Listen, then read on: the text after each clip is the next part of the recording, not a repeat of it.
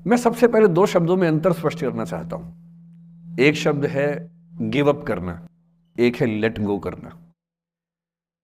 कभी कभी लगता है कि दोनों बातें एक जैसी हैं, पर दोनों बातें एक जैसी हैं नहीं। गिव अप करने का मतलब होता है हार मान लेना।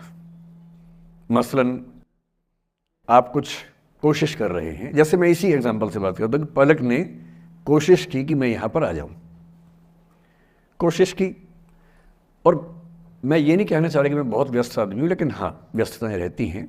मैं आजकल अवॉइड करता हूँ कि कहीं जाऊँ, क्योंकि पता नहीं पिछले 3 साल में ऐसा क्या हुआ, इन्विटेशंस इतने मुझे आने लग गए हैं। मैं 25 साल से पढ़ा रहा था, कोई पूछता भी नहीं था मुझे। ये कोविड में यूट्यूब में पता नहीं क्या हुआ है, अब पता नहीं कहाँ कहाँ से इन्विटेशन आते हैं। कुछ तो ऐसी जगह से आते हैं जिससे कोई दूर दूर तक मेरा संबंध ही नहीं है। कोई बड़ी कंपनी है, उस कंपनी का इन हाउस प्रोग्राम है, कह रहे वहाँ के मोटिवेट कर। तो मैंने कहा मैं कैसे मोटिवेट कर दूँ मैं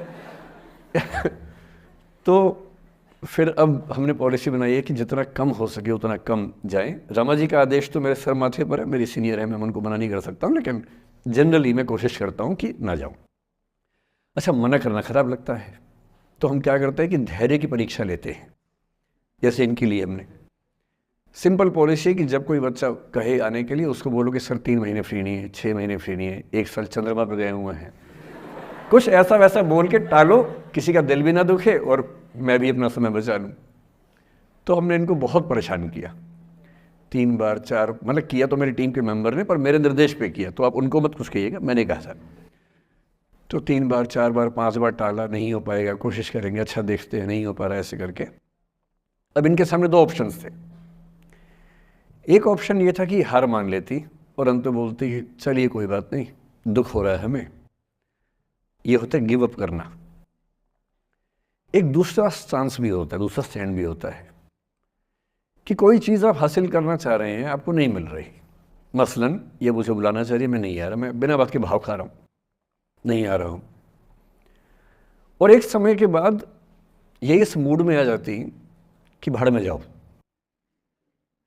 नहीं आ रहा तो भाड़ में जाओ, तुम जैसे बहुत देखे हैं, एक ढूंढेंगे 100 मिल जाएंगे तुम्हारे जैसे, क्या समझते हो अपने आप को।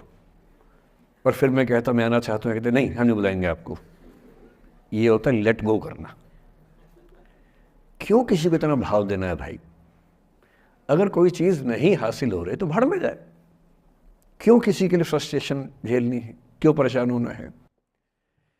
गिव अप करने में और लेट गो करने में इतना ही अंतर है कि आपने हार मान ली या आपने जेहन से निकाल दिया, दिमाग से ही निकाल दिया। किसी चीज़ को दिमाग से निकाल देना लेट गो करना है। किसी चीज़ के लिए कोशिश करते करते हार मान लेना और उस हार की फ्रस्ट्रेशन के साथ जीना गिव अप करना है। मुझे खुशी है कि आपकी मोटिवेशनल सोसाइटी के मेंबर्स कम से कम गिव अप नहीं करते।